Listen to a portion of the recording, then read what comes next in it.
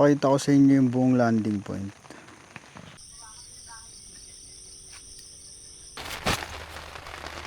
Persian Black. Mga 10 PM, lumipat tayo ng pwesto.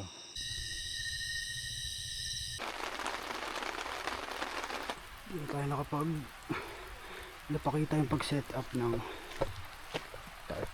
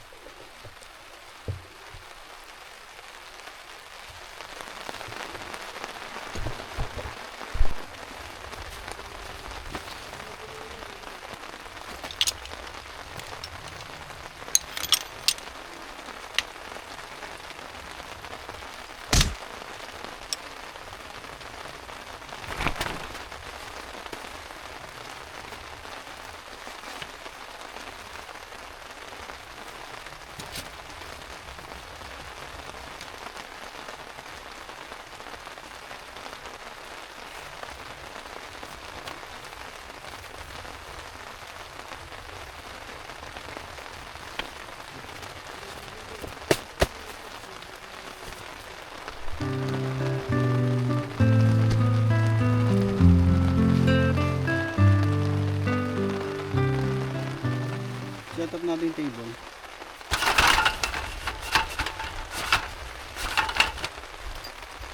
Didikit natin yung sticker nila dito. Sila ang ating unang sticker.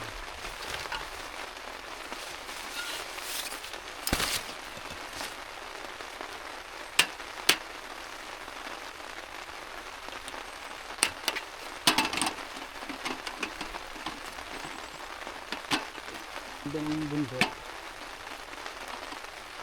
Nausok-usok. Tingnan natin sticker. Ayan.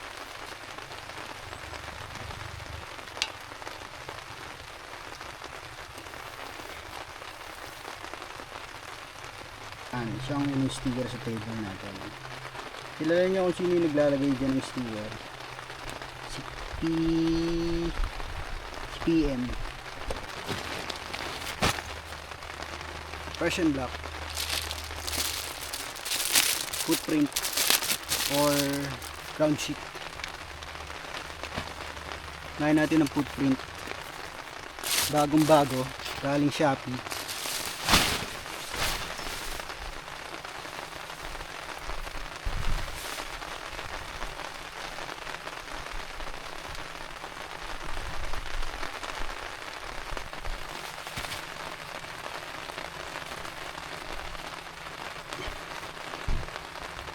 Pain ay bumaon.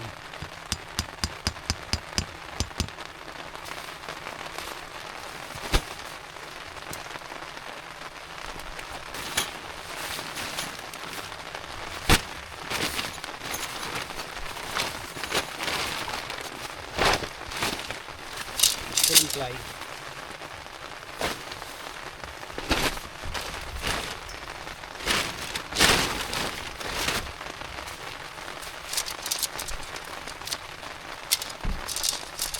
Tawag dito.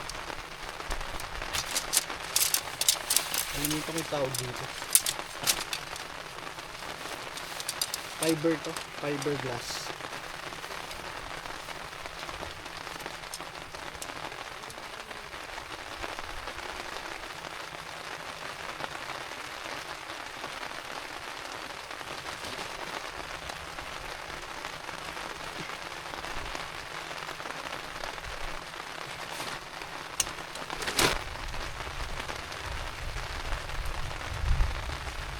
Play kagad tayo.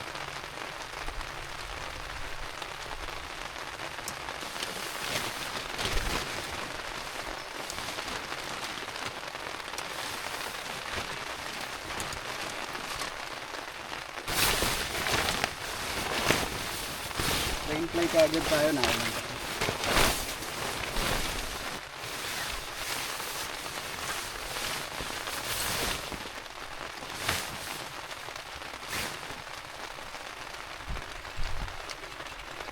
Itong martilyo kay Kuya Mac.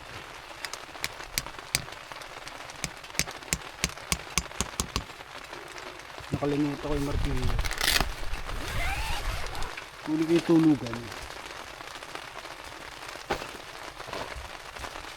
Ito ang ating tulugan. Oh? Nature hike. Baka naman. Ito ang ating unan. Yan. Ngalan na yan. Hihipan dito. Hihipan ko lang. Ayan siya. Nature hike din.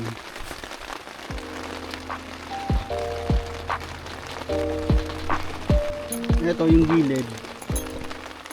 Gagamitan natin ng pegs. Hihilahin natin para yung rainfly hindi dumikit sa tent. Para mag-condense, hindi mababasa yung inner tent.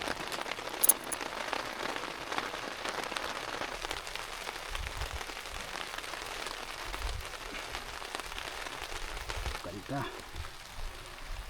Ito si Red City. Ang ganda, oh. Ayun yung isa nating camper. Naulan na. Is na ako dito. Kain muna tayo. Magic. Walang laman. Hindi tayo nakabiling ano. Pan dinner. Sarado yung tindahan dito. Lang nga tayo mamaya. Wala tayong ano. Kahit rice lang. Kahit dilata. Pagkatapos nito magpapalit tayo. Basa tayo, basa. Ito, water. Medyo yung hindi lang pantay yung lugar kasi nga pababa. Balance mo na lang yung ayun, nakagano na ako. Siguro hindi pa tayong pwesto. Pakita ko sa inyo yung buong landing point. Ito tayo, yung tent, itong entrance, ito ang bahay ni Kuya Mike, mga aso siya dyan. Ayan tayo, ito ikot, ito ang Mount Cristobal, ito si Kuya Mike, nag-aayos. Kuya Mike,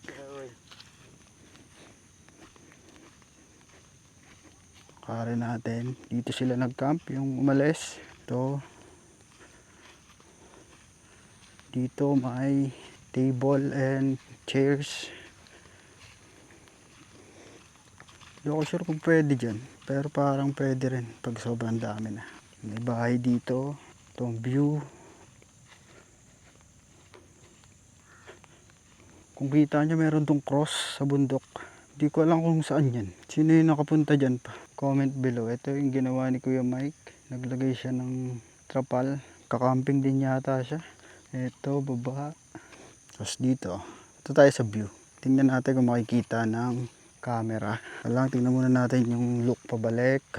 Ayan. Mountain. Naambon. Babasa na naman ako. Itong mountain ganda.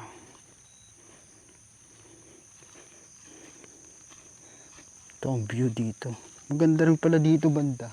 Yan ang view guys. Lalo na sa naked eye. Ganda niya. Sa camera, ewan ko kung kita ba siya. May mountain pa doon. Sa 500 plus megapixel ng mata natin ang ganda. Lalo na kung maliwanag. Medyo mapag kasi. Maulan kasi ngayon, maambon. Ito ikot.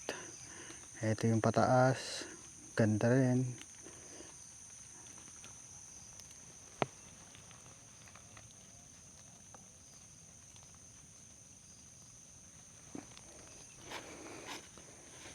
Balik na tayo. May mga pinya din eh. Meron tayong mga may parang install si Kuya Mike na mga solar ilaw.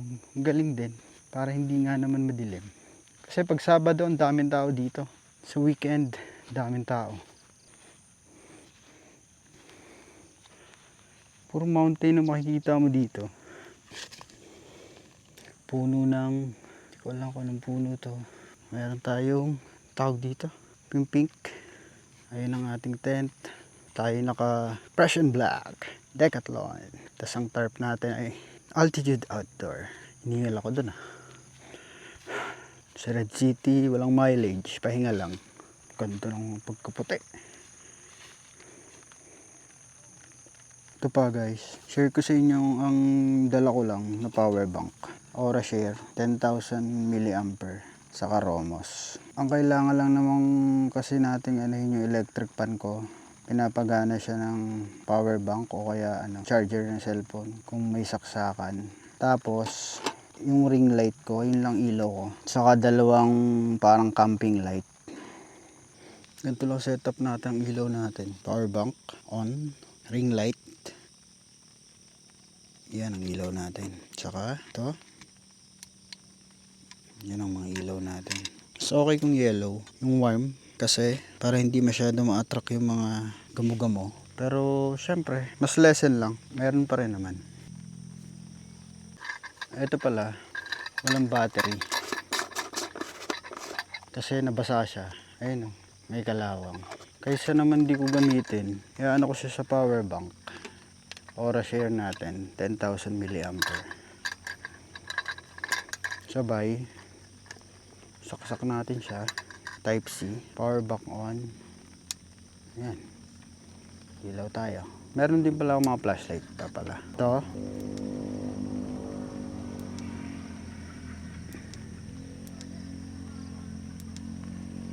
Saka ito. Light, ilaw. Tapos merong red light. Yan. Ang red light, ginagamit yan pang stealth. Pag ayaw mong malamang nandun ka, red light ang gamitin mo. Hindi ka masyadong kita sa malayo. Hindi gaya ng yellow light. Pag nasa bundok ka, kita ka sa malayo. Ito na yung nabili natin sa tindahan. Piatos. May pre siya oh. Pre-more chips. Sa isang spicy seafood flavor. Nissin cup noodles. 2 egg. Isang century. Flakes and oil. Sino ba to si Park Sujun. Park Sujun. Tsaka 1 liter ng Nature Spring. 40 isa. Pag pupunta kayo sa mga tindahan. Ito 42, 25. Ito hindi ko alam kung magkano.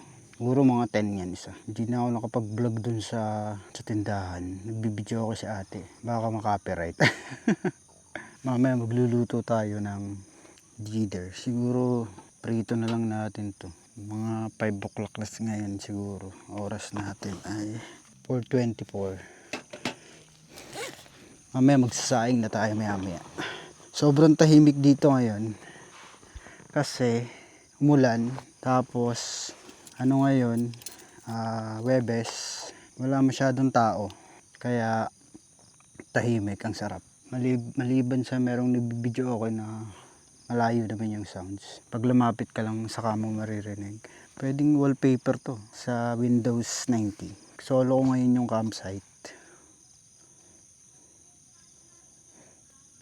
Pag weekdays, pag gusto mo siyang solohin, weekdays ka pumunta. Pero kung gusto mo yung maraming kasama, weekend.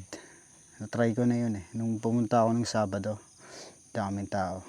Medyo, syempre, pag maraming tao, maingay, mga nag-uusap, ayun naman ang inan nila. Medyo kumikita na yung view. Ganda. Anong lake yun? Ito guys, based sa natin, sa camera, tayo, 724 meters above sea level. Yun yung maganda sa camera na to. May altitude siya. Ano bang pang measure nun? Search ko, taga lang.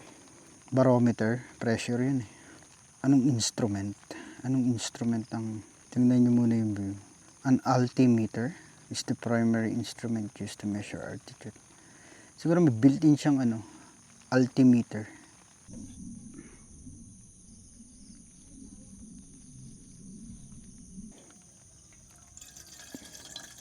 Tipid tayo sa tubig.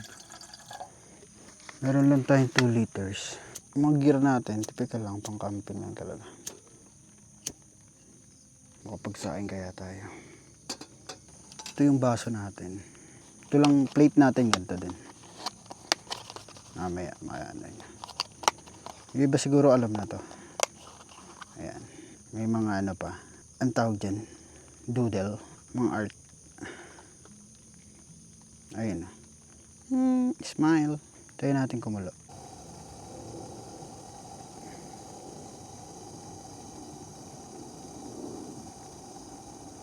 Coffee time. Kape natin ay instant coffee.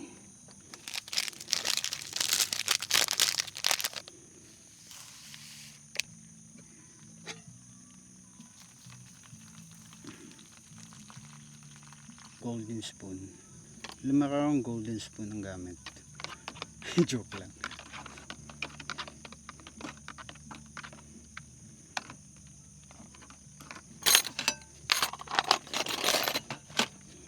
Kape muna.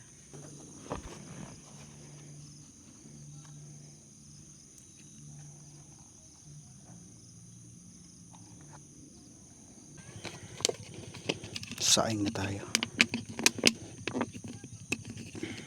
Para mamaya pag dumilim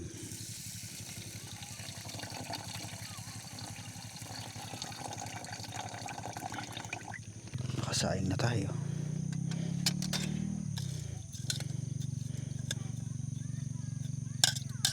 Kulang tayo sa tubig. Wala pa palang apoy.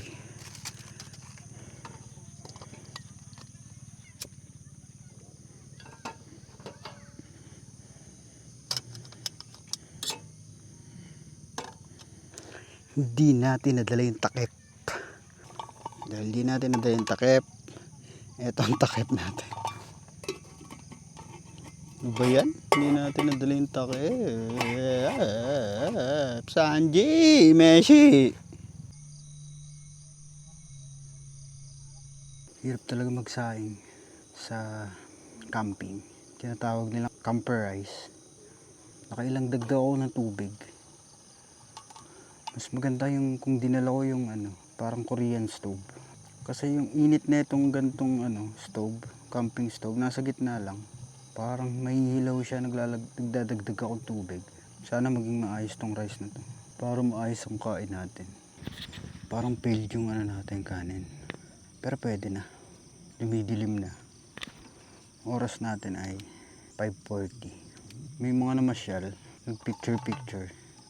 Tapos okay na ulit. Tahimik na ulit.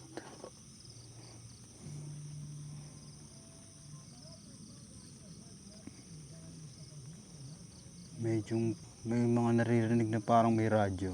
May mga speakers kasi yung ibang tindahan. Pero hindi naman siya annoying. Rinig mo na rin yung mga crickets.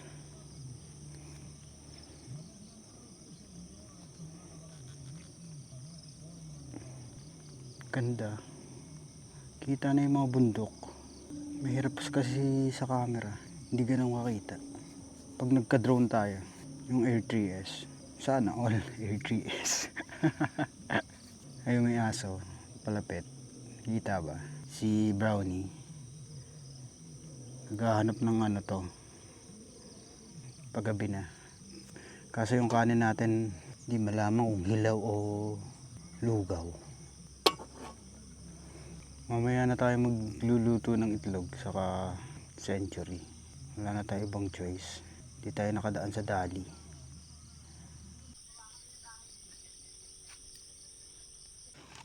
Ito na yung mga plato natin.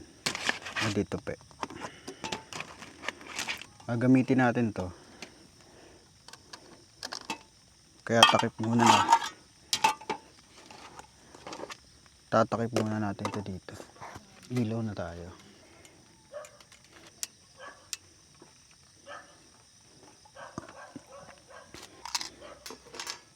Lutuin na natin yung egg. Ito pag tinupi, para siyang malaking bowl. Pwede ka na rin dito kumain. Ayan. Ito yung plate. Nakita ko lang din to sa isang camper. Jello yata yung name nung Magluluto tayo ng ito pwede dito ka na mahilig kumain sa mangkok.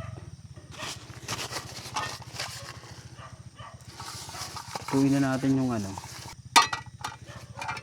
egg. Nasaan ang lighter? Igniter. Nagana naman yung igniter nito pero minsan ayaw. Pag gantong mga camping mas okay kung lalagyan mo na kagad siya ng mantika. Ayun yung naano ko dito. Masusunog kasi yung maganda may mantika na siya. Masusunog kasi yung niya, coating. Ay ang coating pag nasunog, nagiging yan, harmful yan pag na-inhale. Saka pag humalo sa pagkain. Painitin muna natin yung mantika. Uy, ang galing, hindi dumikit. Kailangan nga painitin talaga ng sobrang galing. Parang first time kong hindi dumikit to. Simula ng bago. Christmas light yung natin, isang camping light. Ba't kaya? Niloko ng konti.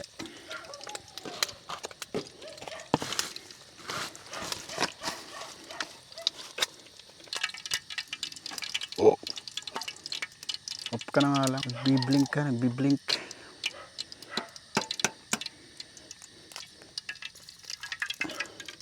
Lumalamig na. Magsisisi ka na nang hindi mo dinla yung jacket. Ito tayo sa malayo. Test natin yung mic. Gaano kalayo. Ang ganda na ng ilaw dito. Tapos ang lamig na. Tutuin nyo nga itlog dyan guys. Maglalakad-lakad muna ako dito. Ganda ng mga ilaw. Yung hangin. Naririnig nyo ba? Ready na magbukas ng mga solar lights. Balik na tayo. Yung itlog! Sanji! Hindi na naman dumikit. Ang galing. Ang galing mo, Sanji. I-slide yung kasi hindi nga pantay. Pero dun pala sa part na yon, dun, pantay. Kaso ayoko nang lumipat. Pwede na to. Next time, alam na natin ang mga pantay. Paligtarin mo na yan, Sanji.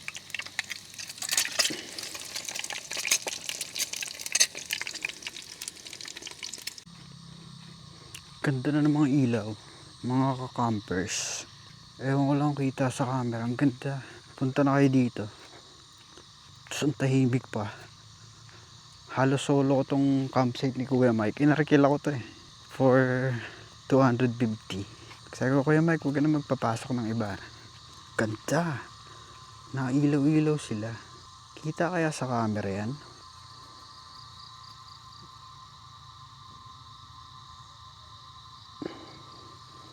Kung hindi nyo ma-appreciate sa camera, punta talaga kayo dito.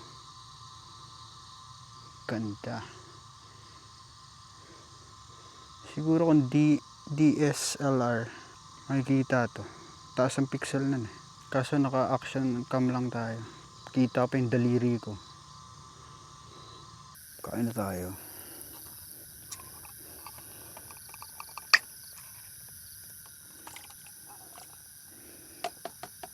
Oras natin ay 6:47.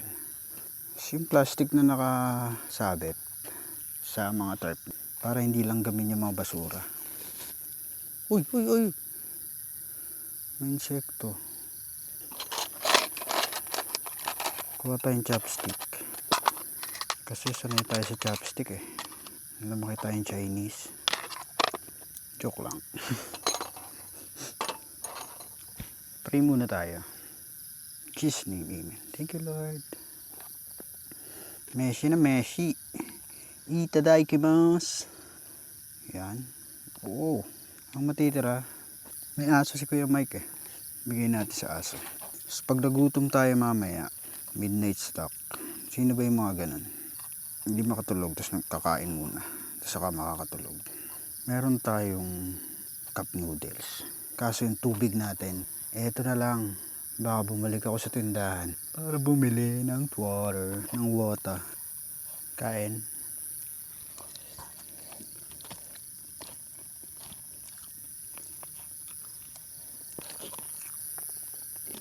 Kanin natin hilaw, pero naubos naman. No choice. May itlog pa tayo. Papapakin ko tong itlog. May century pa. Lalagay ko tong century dito. Tapos iinumin ko yung sabaw. Joke lang. Yung mantikanan. Ayan dyan. Tapos, wait lang. Biglang nag-iba yung weather dito. Nagpag. Kausap ko si Kuya Mike. Sabi niya, pag sobrang lakas daw ng pag, hindi na daw magkakitaan dito. Para sigurong dumadaan yung ulap. Ulap siguro yun, dumadaan. Kasi mataas nga tayo. Pero hindi makita yung mga ilaw. Galing. Nag-iiba-iba yung weather. Itong itlog, gawin natin parang sanggip. Tapos, malis ba yung kamay ko? Oh, kainin na natin. Ganun na lang pag ano.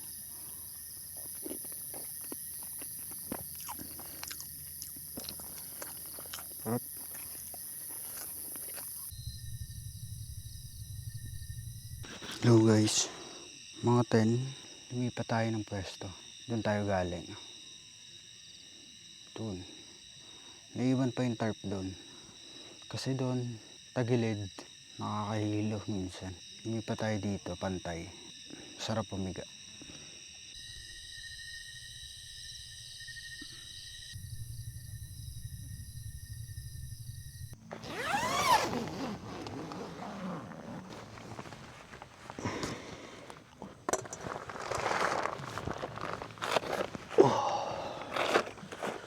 Isa lang masasabi ko, ang lamig. Ang lamig, sobra. Hindi pa ako nakapagdala ng kumot, medyas, jacket. Sobrang lamig ng madaling araw. First time ko din kasi sa camping sa bundok. Camping ko dati sa riverside, saka sa lake. Hindi ako masyadong ginanaman nun, saka summer kasi. Sobrang lamig.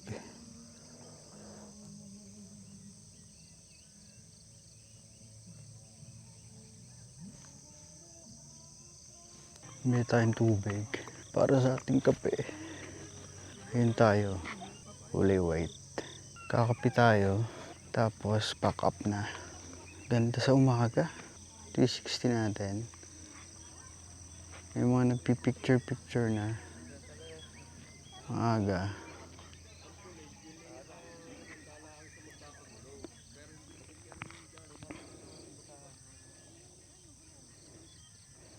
Pabalik na tayo sa campsite. Kagabi, mga alas 12. Parang may mga nadating dito sa kalsada. Medyo sila, maingay. Ito isang campsite. Pero mas maganda pa rin dito kay Kuya Mike. Sobrang lamig talaga kagabi. Ganda. Ganda ng view. May harang dito. Ito ang booth ni Kuya Mike. Tatalon tayo. Uy! Lumipat tayo dyan. Dahil dito, tagilid. Ayan guys, tagilid siya.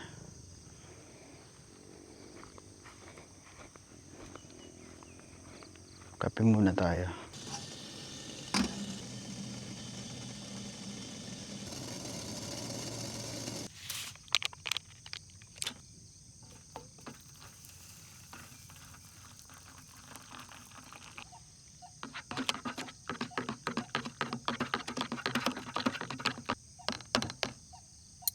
Coffee na tayo.